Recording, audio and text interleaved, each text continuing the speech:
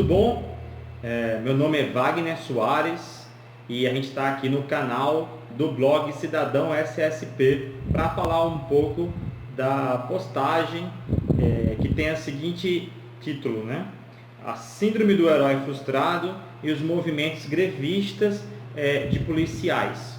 Então, o texto foi motivado pelo incidente que aconteceu no final de fevereiro de 2020, quando o senador do Ceará, Cid Gomes,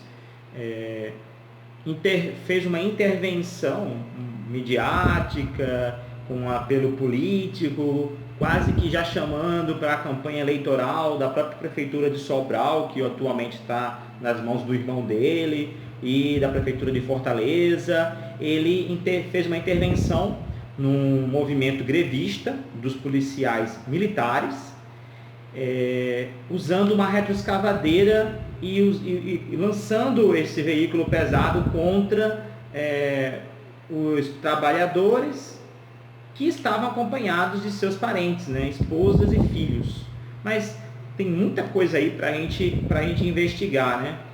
Então já lhe convido antecipadamente para você ler o nosso texto que está no blog, o link está aqui na descrição. E se você já, quando estiver nos ouvindo, perceber que esse vídeo realmente foi válido para você, trouxe informações importantes, espero que você dê o seu joinha, dê um like e se inscreva no canal para que você possa receber as notificações de novos vídeos e novas informações. O Cidadão SSP é um blog que é dedicado a falar sobre segurança pública, sobre defesa e sobre gestão pública, num olhar que consiga congregar tanto a visão dos profissionais de segurança pública como os anseios da sociedade por um término desse momento de insegurança aqui no país.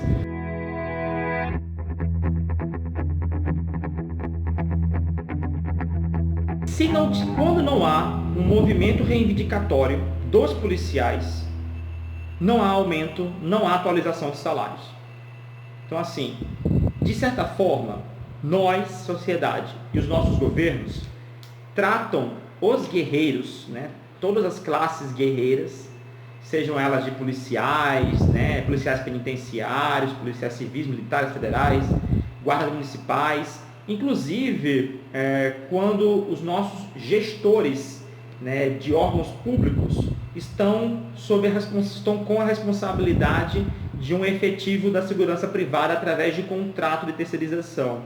Então, assim, a lógica que eles usam para agir é diferente da nossa.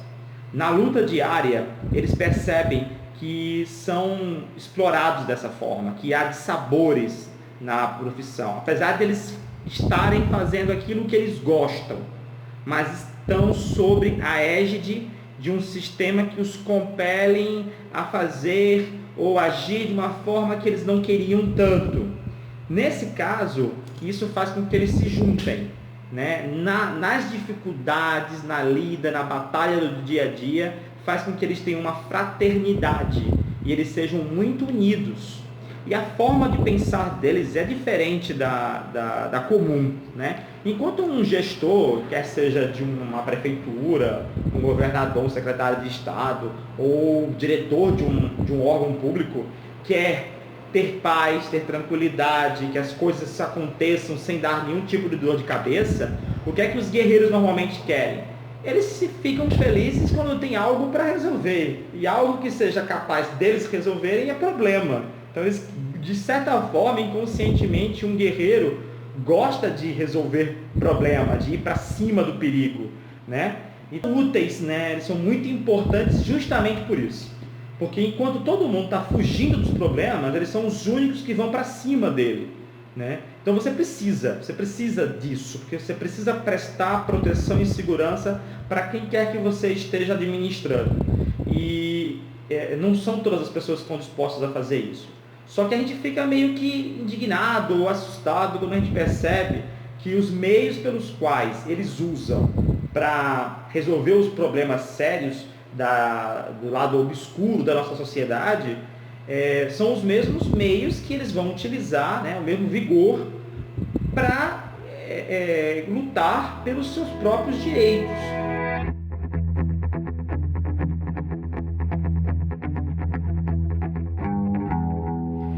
Então, assim, é com muita tranquilidade que eu explico que os governos, quando utilizam, né, dessas limitações legais que proíbem os policiais de poderem se manifestar, de se expressar tal qual qualquer outra categoria profissional,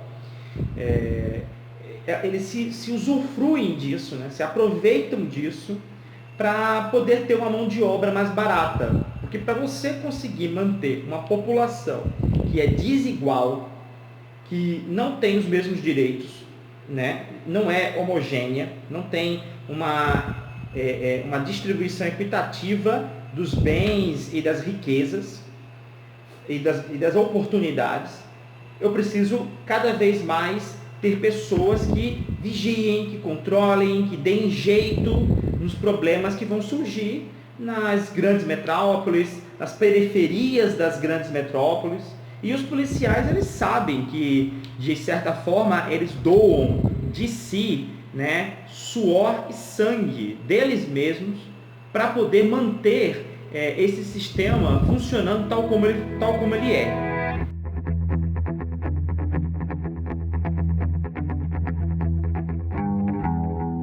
Só que o que aconteceu no Brasil nessas últimas décadas, né, nesses últimos 30 anos? Bem, eles, os policiais, né, sobretudo a gente está falando dos policiais militares, foram pouco a pouco descobrindo que eles eram tratados como um grupo de segunda classe, um grupo que era visto como um incômodo. Eles estão bem se estiverem lá longe, trabalhando, fazendo o que eles têm que fazer. Mas eu não quero eles aqui no meu gabinete, na minha mesa, reclamando de nada. Então, você que eu estou escolhendo como comandante ou como secretário de Segurança Pública, por favor, mantenha-os sob ordem e sob a rédea da lei e da disciplina e não me traga problemas.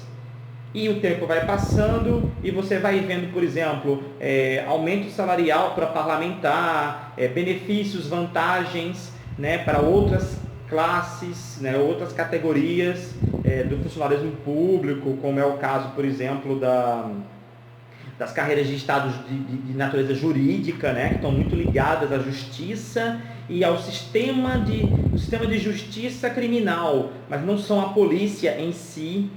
Então, às vezes o policial, né, que tem um pouco mais de estudo, uma patente mais elevada, quer se comparar com essas classes, né? Começando desde uma classe que não é deles lá, mas está no limbo, no meio, que são os delegados de polícia federal e civil, e os promotores, os juízes, os demais dessa área. É sempre uma intenção dos policiais ter essa equiparação com eles, mas isso é inviável, é impraticável, porque essas classes são elites, né? E os policiais não conseguem perceber, mas eles são quase que jagunços, né? São vigias de uma sociedade muito complexa e muito ampla. Então são muitos. Você não consegue retribuir financeiramente todos do mesmo jeito. É praticamente da forma como eu vou dizer agora. Os policiais, eles são muito motivados, não só por dinheiro, mas por uma ilusão, uma fantasia de que eles são heróis e que eles são protetores da sociedade. Quando eles descobrem que no fundo, a própria sociedade que eles querem proteger simplesmente os trata como qualquer coisa, como capacho, então eles percebem o seguinte: governantes, ou vocês que estão dirigindo essa sociedade, nós descobrimos o segredo, nós somos só isso, né? Controladores populacionais, somos só isso. Então nós queremos ganhar mais para fazer aquilo que nós fazemos. Porque quando nós estamos trabalhando, vocês estão descansando. Quando nós estamos no carnaval, nas eleições, no final de semana, na madrugada, vocês estão na casa de campo, no veraneio, estão com as suas famílias. Então nós queremos ganhar mais para fazer isso. Só que é inviável. A maneira como nós temos as nossas sociedades modernas, estruturadas, é inviável você remunerar melhor esses profissionais.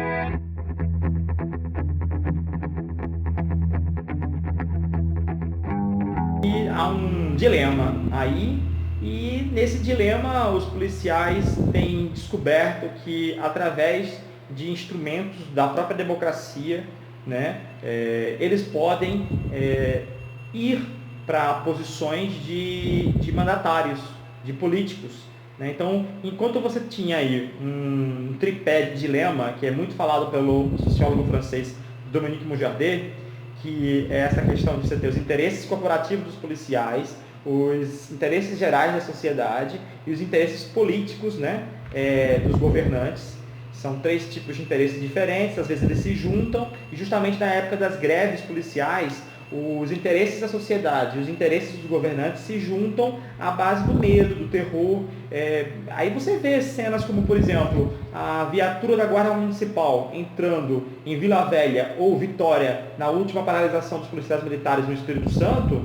Você vê o quê? A população aplaudindo a Guarda Municipal, ou aplaudindo a chegada da Força Nacional, ou talvez da Força do Exército. Né?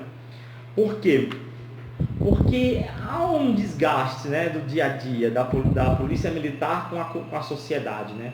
A sociedade não gosta de ser controlada, ela gosta de vez em quando ter a oportunidade de fazer alguma coisa errada, eu quero fazer o meu errado desde que o outro não possa fazer o errado. Quem vigia isso, quem controla isso é a polícia do dia a dia. A polícia do dia a dia qualquer órgão de segurança que você colocar para resolver problemas do dia a dia vai ter problemas. Por exemplo, os fuzileiros navais e os militares do Exército ficaram um tempo no Rio de Janeiro e começaram a aparecer problemas.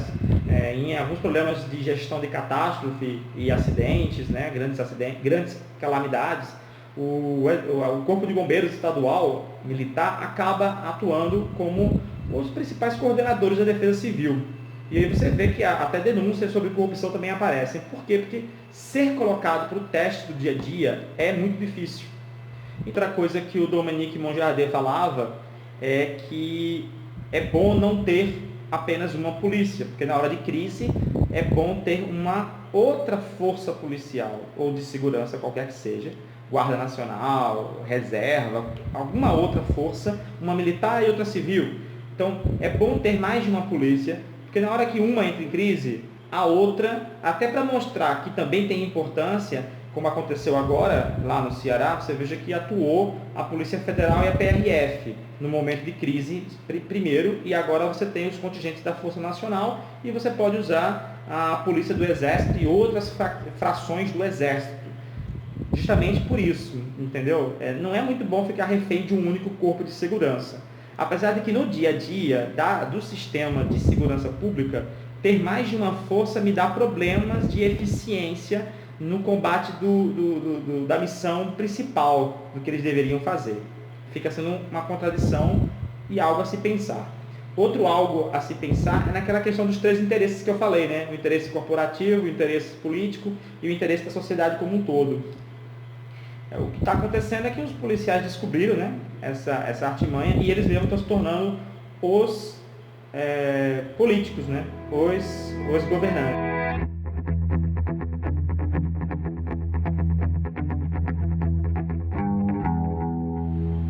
Então, assim, normalmente a gente diz assim que quer, né, policiais mais escolarizados e mais informados.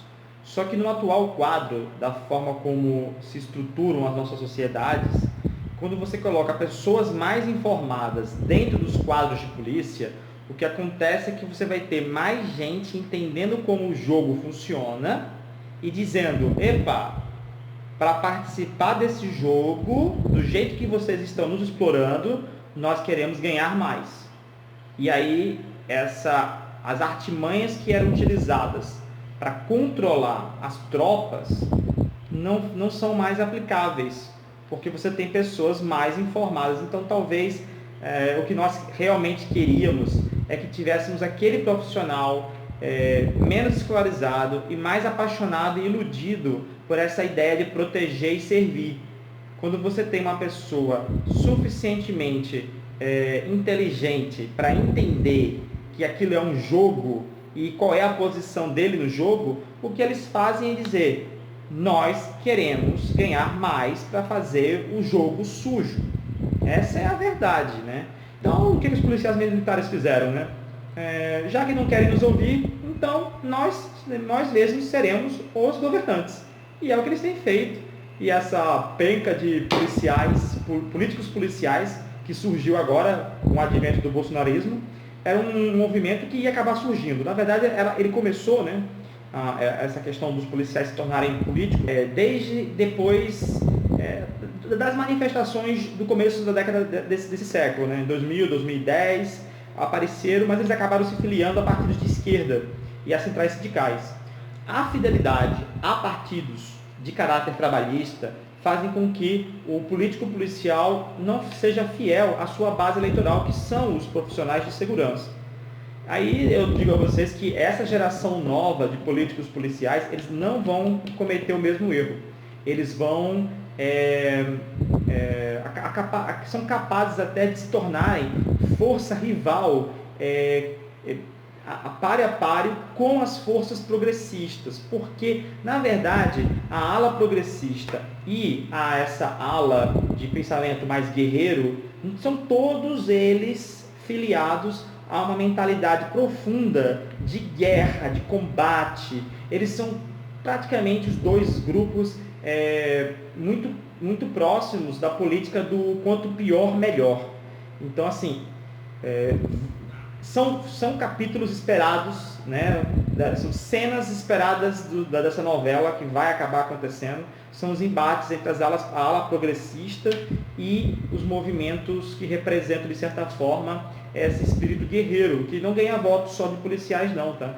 Ganha muitos votos de guardas municipais, dos seus parentes em geral, e de todas as pessoas que têm um vigor mais forte, né, na forma como elas imaginam que devem ser resolvidas as coisas em sociedade, incluindo os profissionais da segurança privada.